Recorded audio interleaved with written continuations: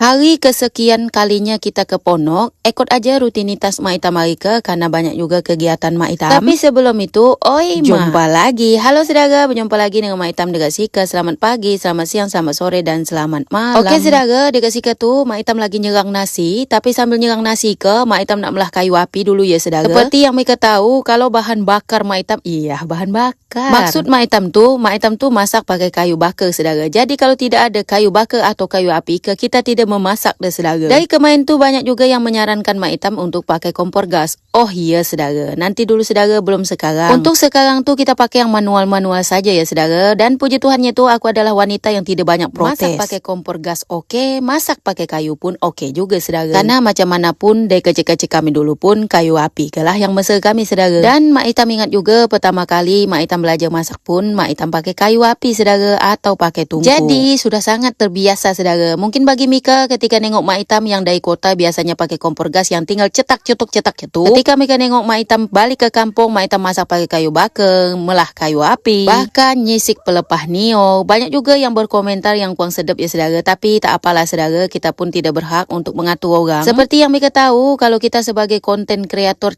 konten kreator macam orang iya betul gitu. Maksud Mak Itam tuh sebagai pembuat video sangat tidak menutup kemungkinan kalau kita tuh akan dapat komentar-komentar yang tidak sedap. Tapi sabar dulu saudara, dari situ Mak Itam dibantu dengan Pak Itam untuk melaki api dan dibantu juga untuk mengangkut memang lopiu seguni untuk laki aku. Kalau ditanya macam mana kehidupan Mak Itam sekarang, sejujurnya aku lebih nyaman dengan kehidupan aku sekarang ya saudara, walaupun aku jauh dari kota. Tapi aku sangat-sangat bersyukur ya saudara. Banyak aku tinggal dekat kampung Ika, yang aku rasakan yang pertama ketenangan hati aku ya saudara. Terus yang kedua, aku tuh kalau tinggal kat kota, aku tim yang selalu berburu. Pokoknya dekat otak aku tuh adalah duit dan segala hal itu harus duit. Tapi ketika aku tinggal dekat kampung, pola pikir aku sudah mulai berubah ya saudara. Aku tidak terlalu menggebu-gebu dan tidak terlalu terburu-buru mengejar duit. Karena hidup dekat kampung cukup sederhana ya saudara. Dan lagi satu, aku tinggal dekat kampung yang dimana kampung Pak Itam Ika. Tempat tinggalnya itu lumayan berjarak ya saudara. Jadi agak jauh dari tetangga-tetangga. Sehingga mengurangi yang namanya bergosip. Dan jujur selama aku tinggal dekat Sika tuh, mungkin karena baru juga ya saudara, aku tidak bisa terlalu memuji. Tapi sejauh Ika tuh, aku tidak merasa tekanan batin ya saudara. Mungkin banyak juga Mika yang nengok video aku atau konten-konten aku, ada yang merasa suka, ada yang merasa suka sangat, bahkan ada yang tidak suka. Karena nengok hidup aku yang berbalik macam 160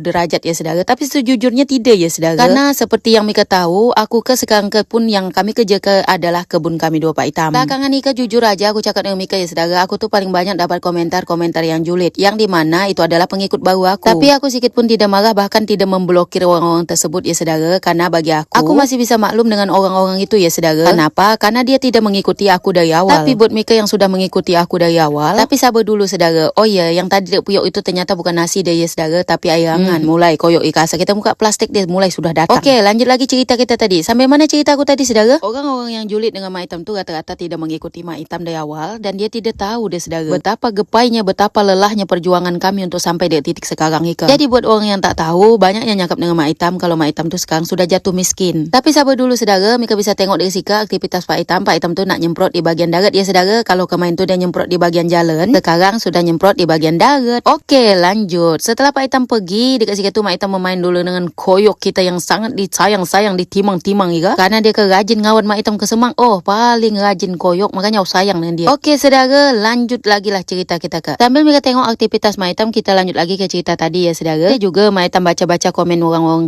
yang merasa kasihan dengan Mak Itam kan saudara. Sejujurnya tak perlu dikasihani deh ya saudara. Karena menurut aku dengan hidup aku yang sekarang pun aku sudah sangat-sangat bersyukur. Tapi sabar, Ika menu kita saya ke saudara. Sebelum aku masak saudara, dekat situ aku nak nebus dulu. Aku lanjut lagi cerita aku tadi ya saudara. Jadi banyak juga yang menyayangkan aku kenapa aku tidak merantau lagi. Padahal seperti yang kita tahu, kalau kita merantau tuh gaji kita lebih besar. Ya balik lagi ya saudara, pola pikir orang berbeda-beda. Ada orang yang punya tekad untuk merantau selamanya, untuk meninggalkan kampung. Sedangkan aku merantau itu hanya untuk sementara, sampai aku mengumpulkan cukup duit untuk beli apa yang aku inginkan. Ketika aku sudah merasa cukup, maka aku akan berhenti merantau. Jadi begitu ya saudara. Rasa-rasa aku sudah cukup dengan rezeki yang Tuhan bagi selama aku merantau ya saudara. Dan lagi satu, aku nak menikmati masa-masa aku bersama dengan orang tua aku. Karena aku sudah cukup mengantau ya saudara. Aku mengantau tuh kalau aku hitung-hitung selama 12 tahun. Jadi sudah sangat-sangat banyak waktu yang aku buang untuk meninggalkan orang tua aku. Aku tidak nak melewatkan lagi waktu-waktu bersama dengan orang tua aku ya saudara. Karena jujur aku merasa takut. Dekat belakangan ini tuh aku tengok banyak juga orang yang meninggal muda. Jadi aku sangat-sangat takut kalau kehilangan kesempatan bersama dengan keluarga aku saudara. Terutama orang tua aku saudara. Bahkan banyak juga orang kampung yang bertanya dengan aku, apakah sudah tidak merantau lagi Mak Itam? Aku cakap aku nak merantau. Tapi kalau gaji aku 20 juta satu bulan. Oke saudara, sampai situ dulu cerita kita. Jangan lupa like, komen, dan share. Kalau silap kata aku mohon maaf ya saudara. Kita jumpa lagi di video selanjutnya. Sehat selalu Mika saudara. Terima kasih banyak sudah selalu nonton konten Mak Itam. Kita jumpa lagi di video selanjutnya. Sampai jumpa dan bye-bye.